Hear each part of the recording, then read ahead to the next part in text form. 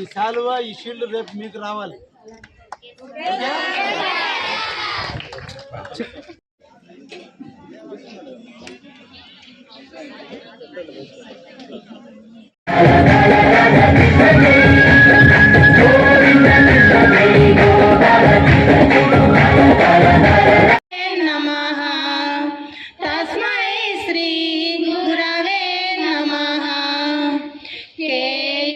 ఈ సందర్భంగా ఇక్కడ ఉన్నటువంటి కాలేజీ ఈ స్కూల్ ప్రిన్సిపల్ గారికి, ఇక్కడ స్టేజ్ మీద ఉన్నటువంటి అందరికీ కూడా పేరు పేరున ధన్యవాదాలు తెలియజేస్తూ, ఇక్కడికి విచ్చేసినటువంటి తల్లిదండ్రులకు, బిడ్డలందరినీ కూడా ఆశీర్వదిస్తూ, తల్లిదండ్రులను కూడా స్వాగతం పలుకుతూ, ఈ కావలి నియోజకవర్గంలో 1983 మేడం ఇప్పుడే చెప్పినట్టుగా కీర్తిశేషులు నందమూరి తారక రామారావు గారు ముఖ్యమంత్రి అయినప్పుడు మొట్టమొదట మన ప్రాంతానికి విచ్చేసి స్కూల్ కూడా సందర్శించడం కూడా జరిగింది.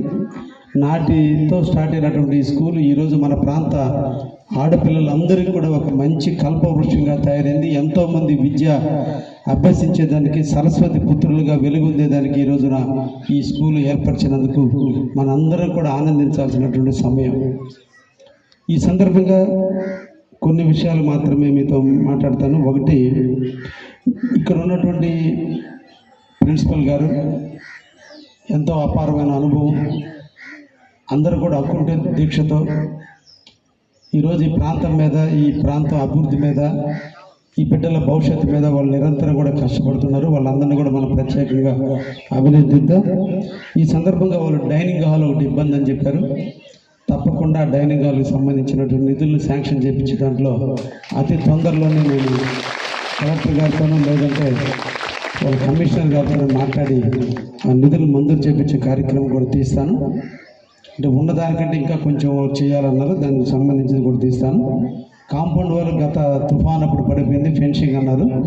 సర్వశిక్ష అభియాన్ నుంచి కాంపౌండ్ వాళ్ళు అతి తొందరలోనే మంజూరు చేయించి దాన్ని కూడా తప్పకుండా మీకు ఇబ్బంది లేకుండా చూస్తానని తెలియజేస్తున్నా.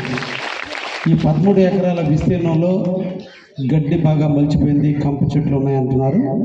తప్పకుండా నేను మా రామకృష్ణ ఇక్కడే ఉన్నాడు, రామకృష్ణ గారికి చెప్తున్నా, అది నిధులతో పని లేదు, నా సొంత డబ్బులతో నేను రేపో ఎల్లుండో ట్రాక్టర్ పంపించి అంతా రోటర్ వేసి ఈ కంప అంతా లేకుండా, చెట్లు లేకుండా, గడ్డి అంతా లేకుండా చేసేదానికి అయ్యే ఖర్చు నా సొంత